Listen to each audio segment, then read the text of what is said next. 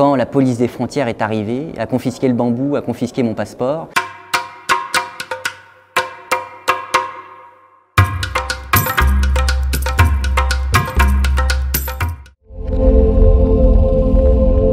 Je m'appelle Elliot Schoenfeld, je suis explorateur depuis que j'ai 21 ans. Et le film que je présente aux écrans de l'aventure, c'est mon dernier film qui s'appelle Himalaya, la marche au-dessus. Et ça raconte la traversée de la chaîne himalayenne à cheval, à pied et en radeau pendant 4 mois et demi. Il y a quelque chose qui n'est pas dans le film et c'est la première construction du radeau quand je suis arrivé pour la première fois au village de Pithoragarh, enfin à côté du village de Pithoragarh, où je me suis mis à construire un radeau pour naviguer sur la rivière de Makali. Et donc avec les villageois, on a commencé à couper du bambou et on s'apprêtait à assembler le tout quand la police des frontières est arrivée, a confisqué le bambou, a confisqué mon passeport.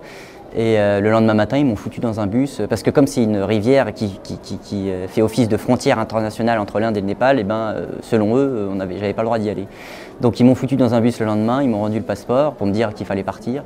Et moi j'ai demandé au conducteur du bus de me laisser après 5 km et je suis revenu sur la rivière cette fois en passant par la jungle et j'ai pu naviguer sur la rivière. Donc sans le radeau au début, j'avais pu garder que les chambres à air et je me suis construit le radeau ensuite, je sais pas, une semaine après être parti sur la rivière.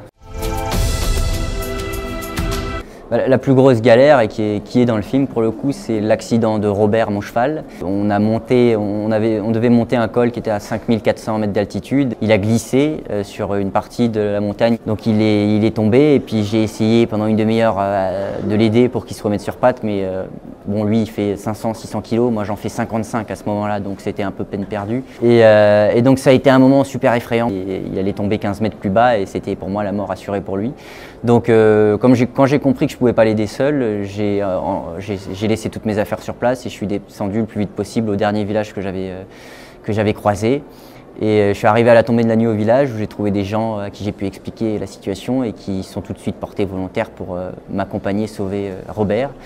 Et on est arrivé vers 2 h du mat sur les lieux de l'accident. Moi j'ai pointé la lampe torche sur le lieu où j'avais vu Robert pour la dernière fois et j'ai rien vu.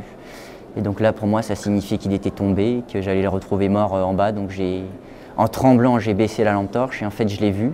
Mais il était sur ses 4 pattes et il me regardait avec un air un peu en me disant « mais qu'est-ce que tu as foutu ces 10 dernières heures ?» Moi ça fait 10 heures que j'attends. Mais voilà, Robert c'était un cheval très solide.